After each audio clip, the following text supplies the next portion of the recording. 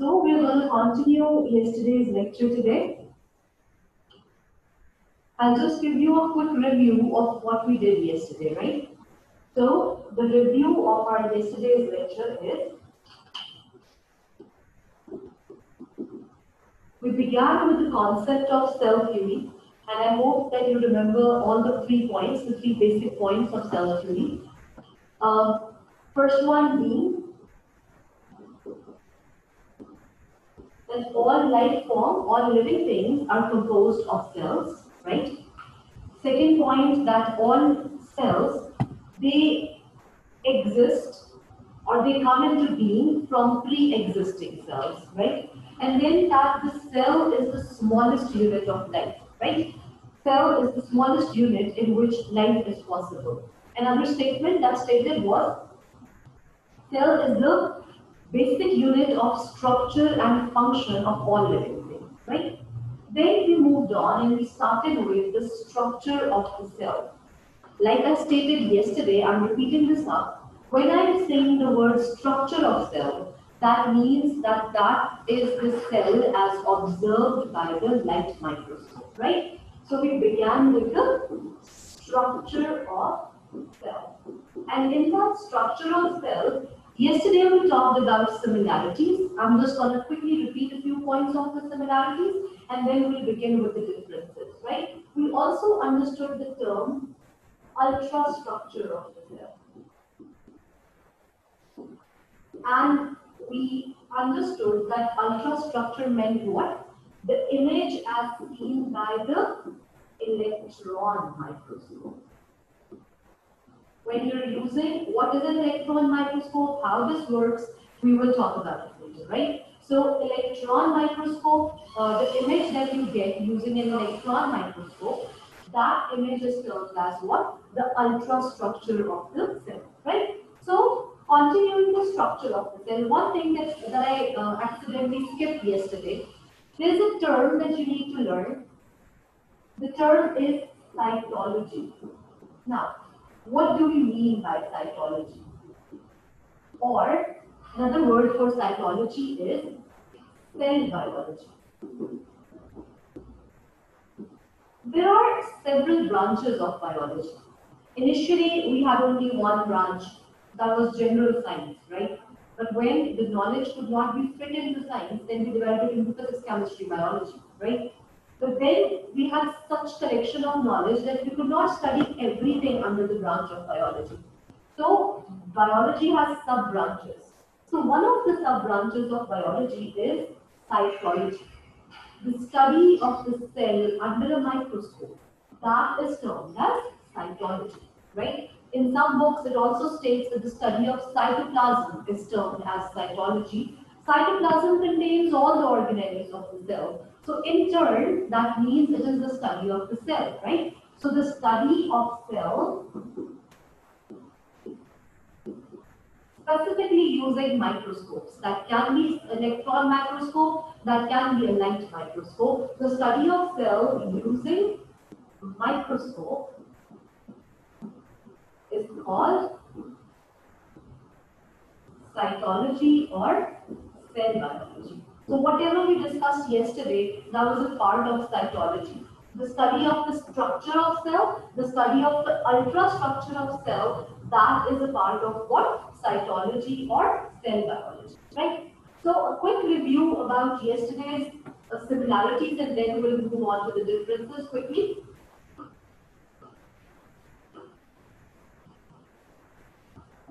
Okay.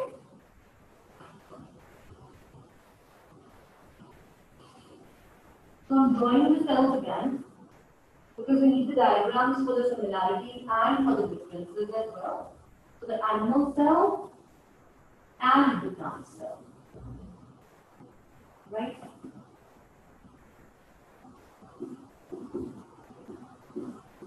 So whenever you wrote it down, just quickly match the similarities. The first one was the plasma membrane or the cell membrane. Both terms are correct. Both animal and plant cell, they have a cell membrane, right?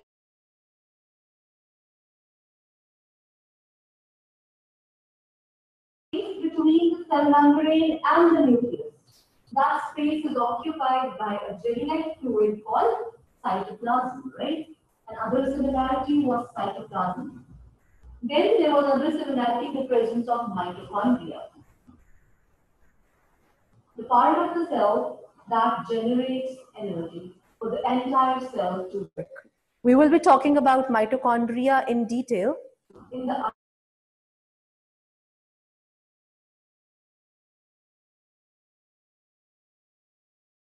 it looks like stack this, like this. The name of the organelle is Golgi apparatus, right? Golgi apparatus, right? So another similarity is Golgi apparatus. The function of Golgi apparatus is to send material out of the cell. Again, when we will talk about the ultrastructure, we will be studying every organelle in detail, right? Another important term that we learned yesterday was compartmentalization. That eukaryotic cells have achieved what? Compartmentalization. And as a result of compartmentalization, they have achieved division of labor. They have divided their functions. They have divided their activities, right? A part of the cell is responsible only for the synthesis of proteins. Then there is a part of cell that's responsible only for the generation of energy. There is a part of the cell that's responsible for the packaging of materials, right? So this is termed as what? Division of labor, right? जब cell अपने काम बांट लेता है, divide कर लेता है, तो उसे हम क्या कह देते हैं? Division of labor, right? And the word is compartmentalization. It has compartmentalized certain areas and we call them organelles. Every organelle has a specific special function so that the cell on its own in the cytoplasm, nothing is happening, right? Whatever is happening separately in the organelles.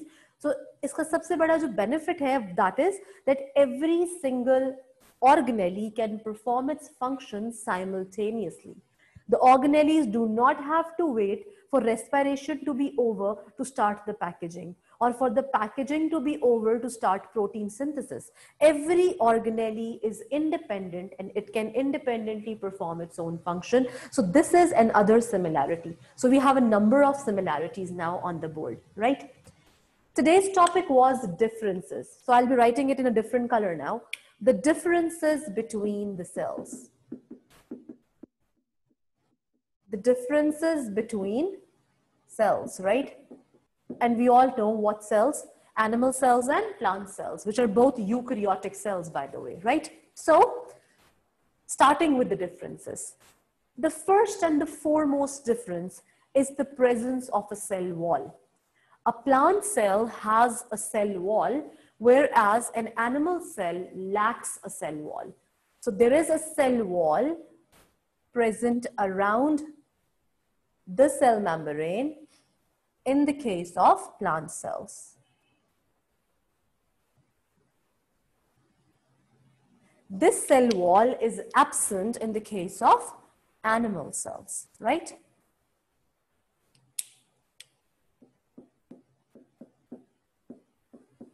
So we can put the statement like this as well, that the outermost membrane in the case of plant cells is a cell wall, whereas the outermost membrane in the case of an animal cell is the plasma membrane or the cell membrane, right? A few points to be discussed here under the topic of cell wall. First, cell wall is not a part of protoplasm because cell wall is dead. Cell wall is not the living part, right? So it is not a part of the living part of the cell, right? Second important point, cell wall is composed of cellulose, right? A chemical compound that is a part of the group carbohydrates known as cellulose. This makes up the cell wall. So cell wall is a hard, rigid structure, right? Made up of what? Cellulose. Now I want you to write it down on the side of your paper or on your book somewhere. There are different chemicals that make up cell walls in different organisms, right? In the case of plants, The cell wall is made up of cellulose. Yesterday we talked about animals kingdoms, right? There are total of 5 kingdoms. I'm writing them down for you here. The first kingdom is called prokaryote, right? A total of 5 kingdoms. All the animals, all the plants, all the living things on the earth, they have been divided into 5 kingdoms, right? The first one is prokaryote. Second one is protoctista. Third one is fungi. Fourth one is plantae. And fifth one is Animalia.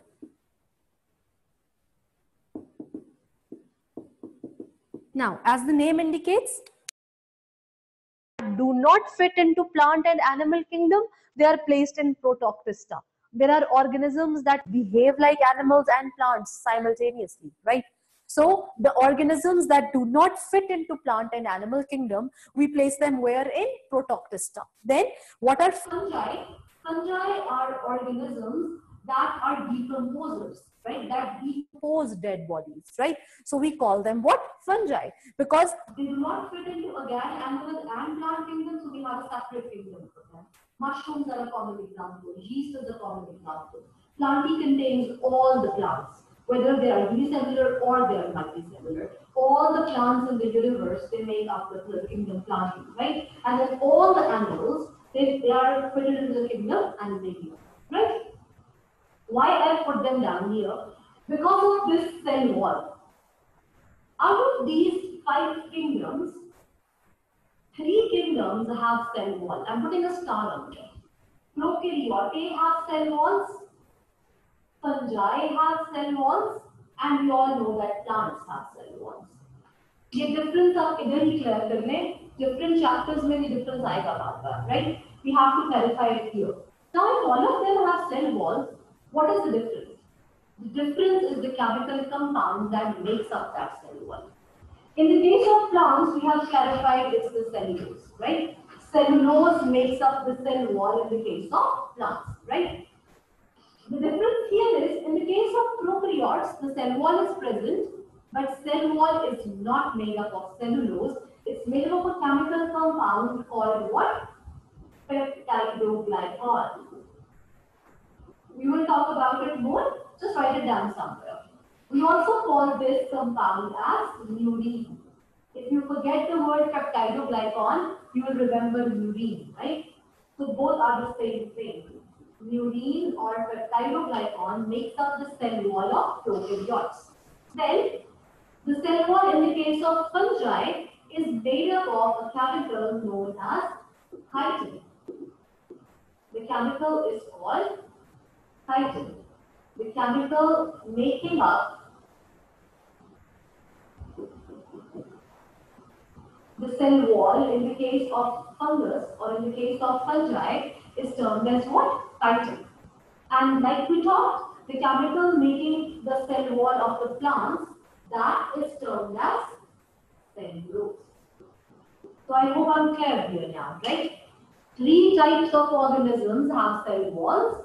Prokaryotes, that is the ancient organisms, the ones with no nucleus in them, right? We talked about them yesterday and we will talk about them more. So prokaryotes have cell wall made up of peptidoglycan or murine. Then fungi have cell wall made up of chitin. And plants have cell wall made up of cellulose, right? So the first basic difference is the cell wall that is present in the case of a plant cell and that is absent in the case of an animal cell, right? Okay, now the second difference. Acha, ek aur point here. We talked about the cell membrane and we said that it was selectively permeable. The term selectively permeable means that it does not allow every type of molecule to pass through it, right? It will choose certain molecules and it will retain others, right? The reason is, if it would let every molecule pass through, you will have nothing left inside the cell. Whatever water is present, whatever food material is present, that can easily transfer out of the cell. So we needed to have a selectively permeable membrane that could control materials moving in and out of the cell. That is, the cell membrane is the reason why the infections cannot enter in your body. Microorganisms cannot enter in your body. The cell wall won't let them. The cell membrane, sorry, won't let them, right? So cell membrane is selectively permeable. We are all very clear on this. But cell wall, on the other hand, is not selectively permeable. We use the term permeable for it. It is completely permeable. It allows every type of molecule to pass through, right? So every type of molecule can pass through the cell wall, but then the cell membrane is there inside it to control whatever has to enter and whatever has to leave the cell. So cell wall, so in every case, in the case of chitin, in the case of peptidoglycan, in the case of cellulose, in all these three kingdoms, the cell wall is what? Completely permeable. It allows free entry and free exit of materials in and out of the cell. Right? Okay. The second difference. Now, you might not have heard of this organelle. There is an organelle present in the case of animal cell, right? And that is absent in the case of plant cell. The organelle is called centrioles. There is a pair of centrioles. centrioles.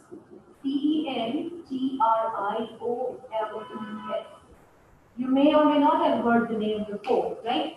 So a pair of centrioles is present in the case of animal cell. These centrioles are absent in the case of plant cell. Plant cell does not have centrioles, right? What is the function of these centrioles? Again, we're just taking an overview right now. We will be discussing every single organelle in detail as it is observed under an electron microscope, with what it looks like, how it performs its functions, right? So for now, what you need to know, what do these centrioles do? These centrioles are responsible for cell division. When a cell is dividing, when a cell is forming two other cells, two new cells, that cell division is done by the help of centrioles. So how about plant cells? Don't they divide? Don't they change into two new cells? They do. But here, again, write it down, make a note somewhere.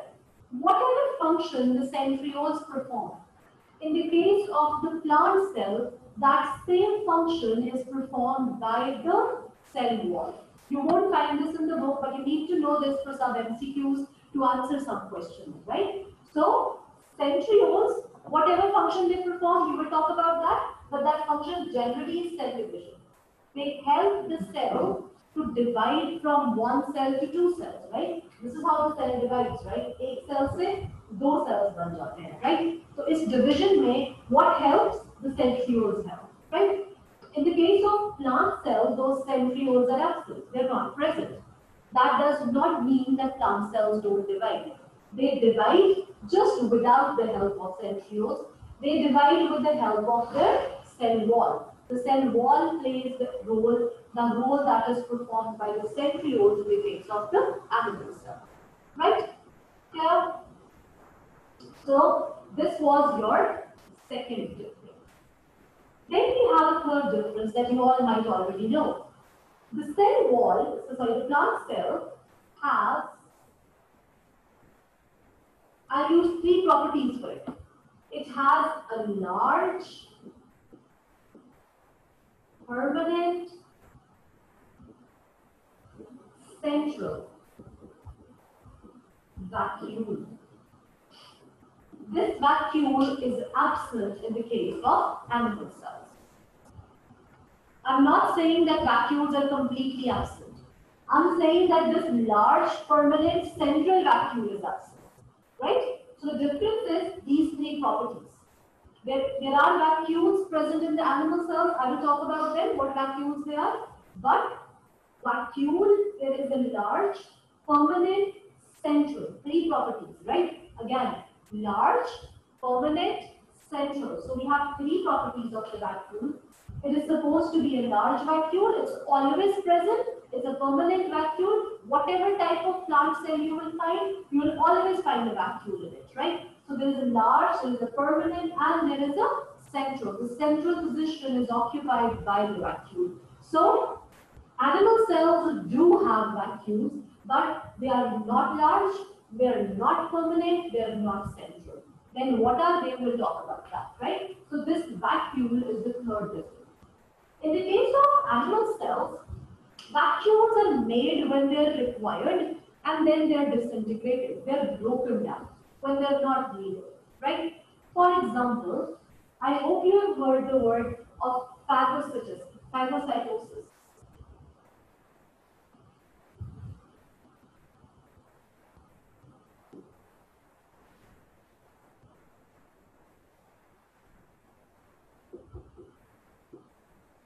So, when a cell eats something, when a cell eats something up, right? When a cell eats another organism up, let's say, right? This was its food and it had to eat this up, right? What it does is, it starts moving around it like this, right? Then what happens? Slowly and gradually, it forms like this. Then the cell membrane breaks, and this is what? It is called a phagocytic vacuum. So when a cell engulfs food, this is how your white blood cells engulf bacteria, right? They form what? Phagocytic vacuole. Now this vacuole is formed when this will digest, the vacuole will disappear. So that means that these vacuoles are not large, they are tiny in size, right? Then they are not permanent, they are not always present. When a cell is eating, it needs the vacuole, it forms it. Cells also form vacuoles which are called contractile vacuoles. I'm writing it down. Contractile vacuoles. What are these? When a cell needs to excrete out, right? There is so much chemical inside it that it has to remove that chemical. Or there is so much water in it that it has to remove that water. It forms what? Contractile vacuole. It removes the extra material with the help of this contractile vacuole. But once it is done, this vacuole will disappear. So these are not permanent in the case of animal cells, right? And also, there is not one vacuole, there are many vacuoles, right? So in the case of the plant cell, there is a large, that means it has one vacuole. Large, I'm using the word a large. That means there is one vacuole, right? So it has a large, permanent, and central vacuole. In the center of the cell, the space is occupied by the vacuole, right? And in the case of an animal cell, I'm writing them down here, they may have the vacuoles.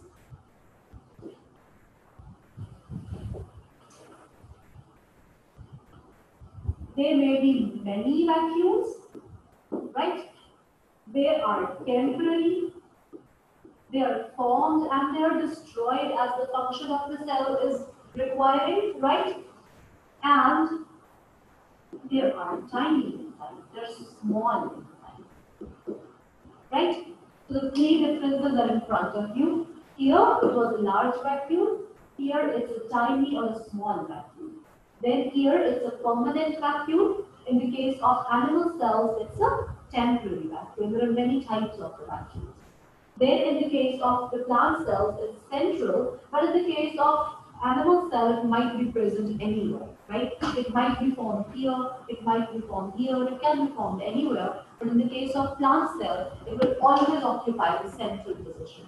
Because the vacuole is present in the center, that is why the nucleus is pushed to one side, right? The pushing of the nucleus to one side is because of this large permanent central vacuole, right? So I hope this point is clear to everyone, right?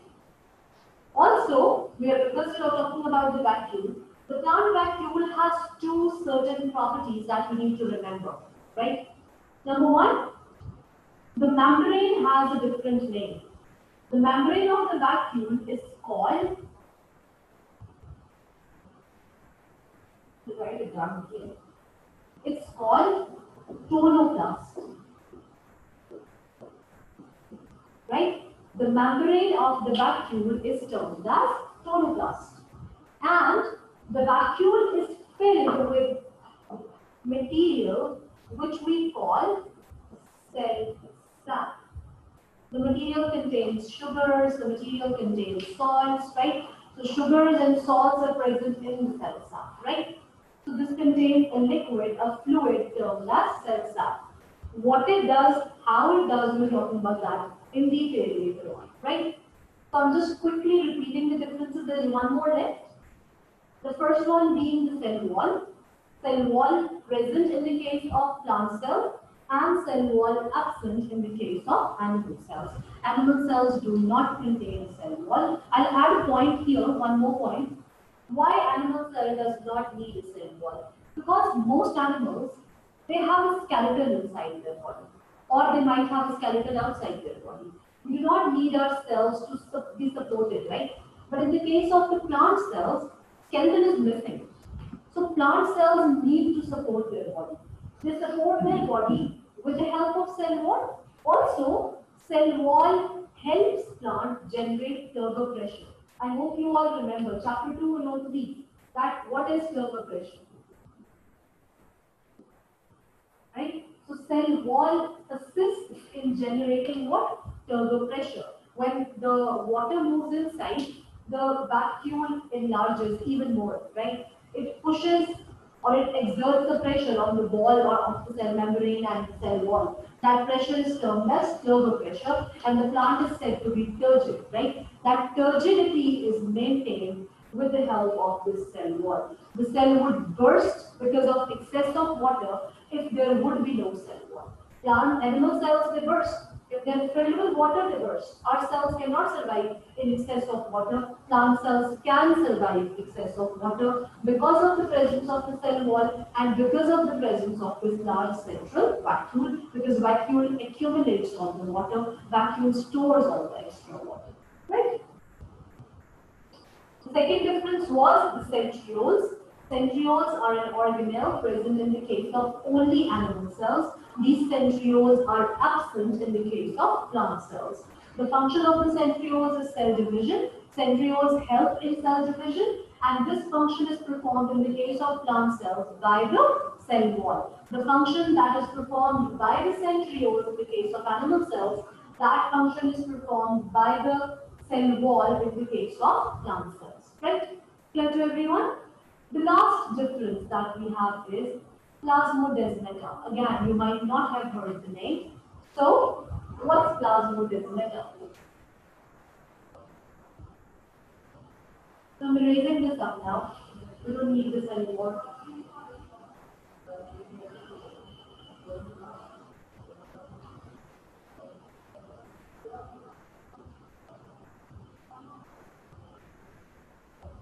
Okay. The next difference is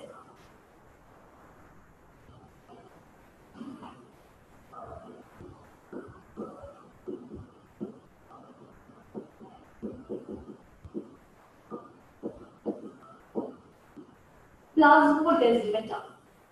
These plasmodesmata are present in the case of plant cells, and these are absent in the case of animal cells. Right? What are these plasmodesmata? You might not have heard the name before, so take a few moments to familiarize with the word. It is termed as plasmodesmata. Now, what are these plasmodesmata? You all know already that cells are similar. Similar cells come together, they join together, and what do they form? They form tissues, right? Like cells join and they form tissues. A group of cells is termed as a tissue, right? When similar cells come together, they give rise to what? Tissues. Now, in the case of animal cells, connecting is easy. Why? Because these membranes are selectively permeable. Materials can easily move through because these membranes are selectively permeable. Fine.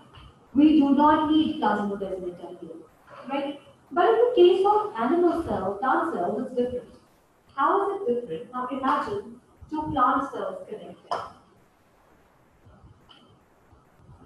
This is one plant cell with cell wall outside. And this is plant cell number 2. Right? Now what happens is,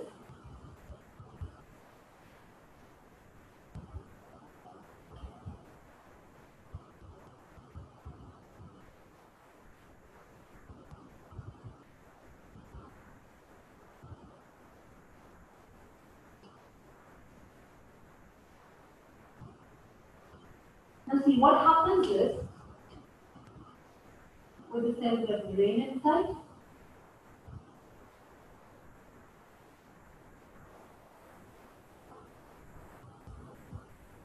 now what happens is that the deposition of cellulose to form the cell wall is not a one-time thing. With the passage of time, as the cells age, more and more cellulose keeps getting deposited. What happens is, this wall keeps getting thicker, right?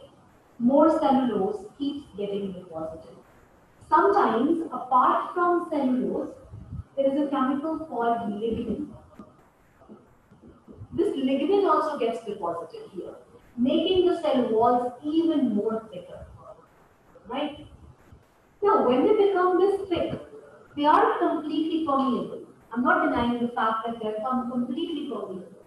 But what happens, because of the deposition of more and more cellulose and more lignin, the pores, they start disappearing. They start getting blocked. Now, if there is no connection between the cells, that means that this cell is able to make food and this cell is not able to make food. It won't be able to transfer it, and this cell would die without food. So we need to have connections between two cells.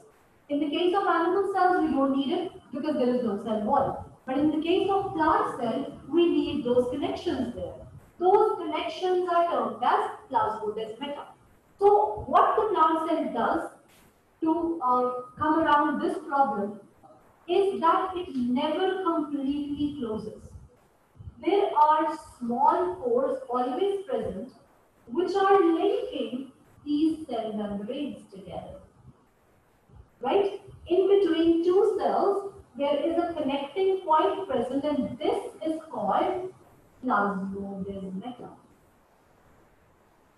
Now, even if more cellulose and more lignin keeps getting deposited in these areas, right?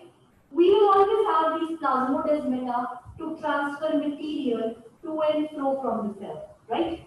Even if what happens, the cellulose keeps getting deposited, the lignin keeps getting deposited, we will have these plasmodesmata transferring materials within the cells. And there is not one plasmodesmata, there are several plasmodesmata, right? There are plasmodesmata that are connecting these cells to the adjacent cells.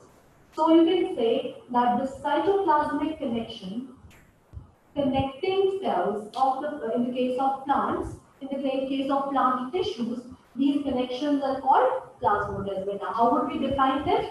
I'm using the word and writing it down here. Cytoplasmic connection. What do I mean by cytoplasmic connection? Through these membranes, the cytoplasm is flowing, right? Through this connection, cytoplasm is moving. It's able to exchange materials, right? So cytoplasmic connections between adjacent cells, right? Between adjacent cells in the case of plant tissues